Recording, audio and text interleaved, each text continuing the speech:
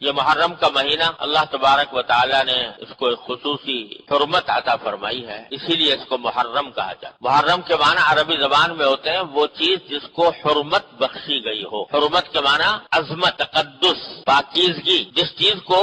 حرمت بخشی گئی ہو اس کو محرم کہتے ہیں عربی زبان۔ اور اس مہینے کو محرم اسی لیے کہا جاتا ہے کہ اللہ تبارک و تعالی نے اس کو خصوصی حرمت عطا فرمائی۔ یوں تو سارے ہی دن، سارے مہینے، سارے سال اللہ تعالی ہی کے پیدا کیے ہوئے ہیں۔ جس طرح اور دنوں میں سورج نکلتا ہے اور شام کو غروب ہو جاتا ہے، اسی طرح محرم کے مہینے میں بھی دن سورج کے نکلنے سے جو صبح صادق سے شروع ہوتا ہے اور غروب آفتاب پر ختم ہو جاتا ہے۔ لیکن اللہ تبارک و تعالی نے کسی خاص دن کو یا کسی خاص مہینے کو اپنی طرف سے ایک خصوصی تعلق عطا فرما دیا یہ میرا ہے، یعنی یہ میری عبادت اور میری حکم کی اطاعت کے لیے اس کو خصوصی حیثیت حاصل ہے، تو اس میں ایک تقدس پیدا ہو جاتا ہے۔ رمضان کا مہینہ ہے، اللہ تعالیٰ نے کہہ دیا میرا ہے، تقدس پیدا ہو گیا۔ اس کی مثال میں یہ دیا کرتا ہوں، جیسے بیت اللہ شریف ہے، وہ بھی پتھر کا بنا ہوا ہے اور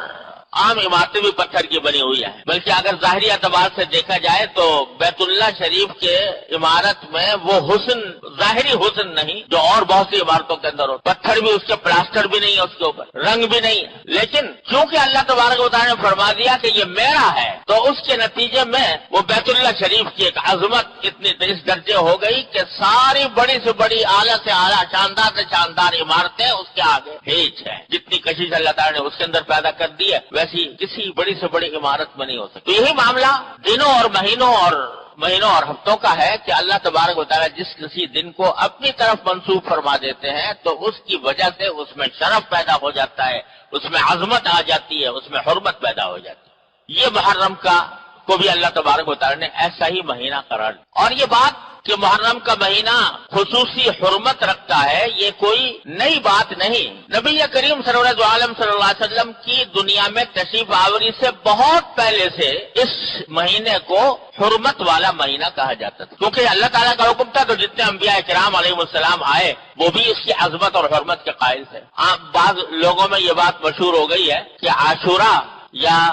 10 محرم الحرام کے دن کو جو خصوصی تقدس حاصل ہے وہ حضرت حسین رضی اللہ تعالیٰ عنہ کی کربلا میں شہادت کی وجہ سے ہے۔ بعض لوگ یہ سمجھتے ہیں، یعنی چونکہ حضرت حسین رضی اللہ تعالیٰ عنہ کی شہادت میدان کربلا میں 10 تاریخ کو ہوئی تھی، 10 محرم کو، اس واسطے وہ سمجھتے ہیں کہ عاشورہ کی یہ خصوصیت ہے اور عاشورہ کے اندر یہ تقدس ہے یا اس کی حرمت ہے جو وہ حضرت حسین کی شہادت کی وجہ سے وہ معزز اور مکرم ہو گیا۔ یہ بات درست نہیں ہے، اس لیے کہ محرم کی حرمت تو بہت پہلے سے چلی آتی ہے، انبیاء کرام کے زمانے سے چلی آتی ہے، اور حضرت نبی کریم صلی اللہ علیہ وسلم نے اس کی حرمت کا اعلان فرمایا، اپنی حیات طیبہ میں اعلان فرمایا، جبکہ حضرت حسین رضی اللہ تعالیٰ عنہ چھوٹے سے بچے تھے۔ لہذا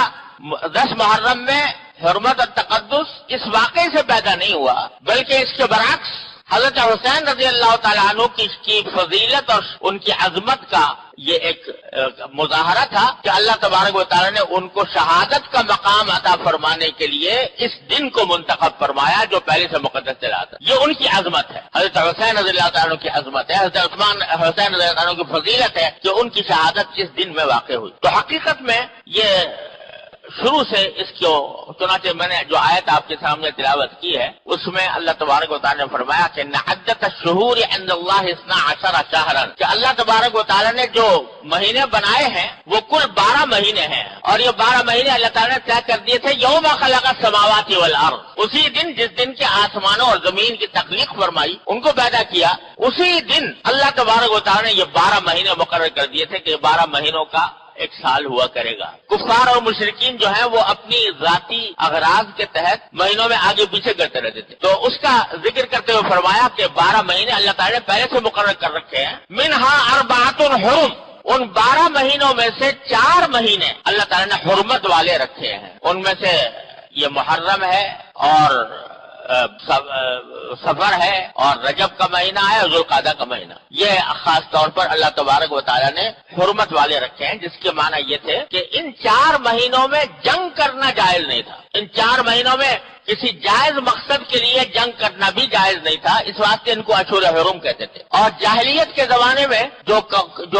مشرکین تھے وہ بھی ان 4 مہینوں کی حرمت کے قائل تھے، اور وہ بھی یہ کہتے تھے کہ ان دنوں میں لڑائی کرنا حرام ہے، کیونکہ حضرت ابراہیم علیہ السلام کے وقت سے یہ بات چلی آتی تھی کہ ان 4 مہینوں میں لڑنا حرام ہے، اور ابراہیم علیہ السلام کے دین کی بہت سی باتیں مشرکین کے اندر چلی آتی تھی، ان میں سے ایک بات یہ بھی تھی۔ لیکن اس کے لیے انہوں نے ہیلا نکالا تھا کہ اگر لڑتے لڑتے مثلا چاند طلوع ہو گیا محرم کا مثال کے طور پر، تو وہ یہ کہتے تھے کہ بھائی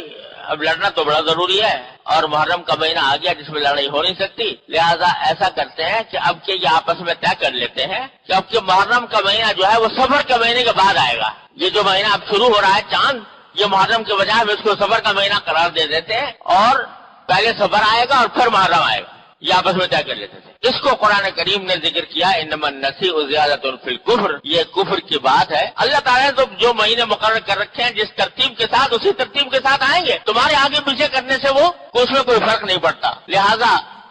یہ 4 مہینے جو حرمت والے ہیں ان کو ان کی حرمت کا لحاظ رکھنا بڑا ضروری، تو یہ حکم دیا قرآن کریم نے، اور انہی میں سے محرم کا مہینہ سب سے مقدم مہینہ ہے۔